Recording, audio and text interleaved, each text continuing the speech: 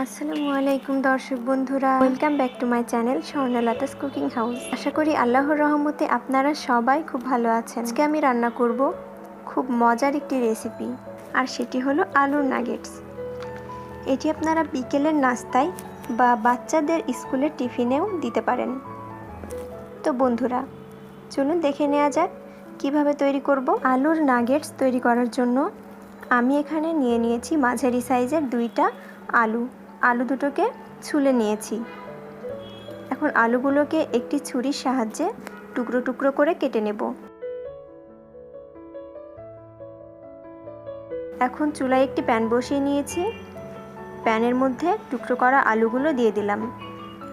পরিমাণ মতো পানি দিয়ে দেব সেদ্ধ হওয়ার জন্য।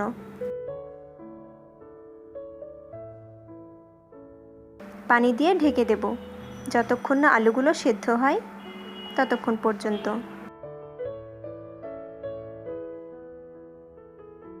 আলু সিদ্ধ হয়ে গেলে আলুটাকে ভালো করে হাত দিয়ে ম্যাশ করে নিয়েছি। এখন এর মধ্যে 1 চা চামচ শুকনা মরিচের গুঁড়ো, 1 চা চামচ এর 4 ভাগের 1 ভাগ গোলমরিচের গুঁড়ো, স্বাদ মতো লবণ, 2 টেবিল চামচ কর্নফ্লাওয়ার দিয়ে দেব। এখন হাত দিয়ে ভালো করে মেখে নেব।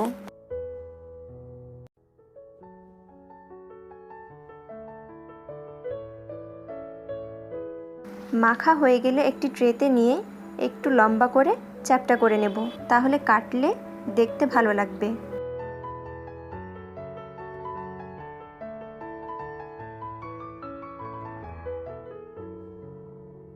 এখন ছুরির সাহায্যে সাইজ মতো কেটে নেব।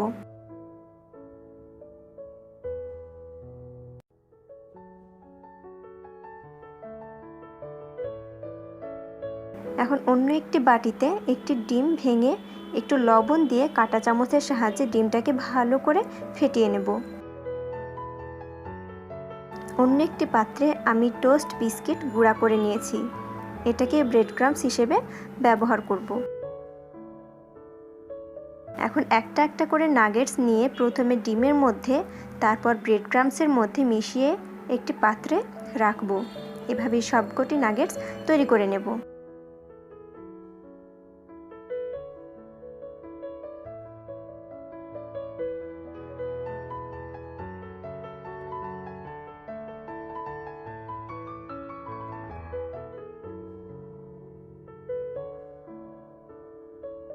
এখন চুলা মিডিয়াম আঁচে রেখে চুলায় একটি প্যান বসিয়ে দিলাম। প্যানটি গরম হলে তেল দিয়ে দিলাম পরিমাণ মতো।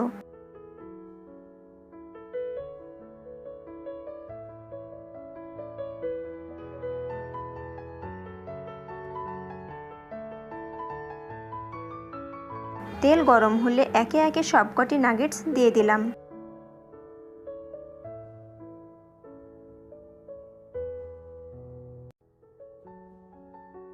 পাঁচ মিনিট পর উল্টিয়ে দিলাম। এভাবে ভেজে নেব ব্রাউন কালার আসা পর্যন্ত।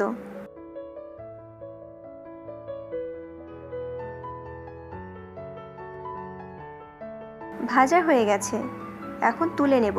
তো বন্ধুরা, আজকের রেসিপিটা আপনাদের কাছে কেমন লাগলো অবশ্যই কমেন্টসে জানাবেন। আমার ভিডিওটি যদি আপনাদের ভালো লেগে থাকে অবশ্যই আমার চ্যানেলটিকে সাবস্ক্রাইব করবেন, লাইক এবং কমেন্টস করবেন। ভিডিওটি শেষ পর্যন্ত দেখার জন্য আপনাদের অনেক ধন্যবাদ। আজকের মতো বিদায় জানিয়ে আমার ভিডিওটি এখানেই শেষ করছি। আল্লাহ হাফেজ।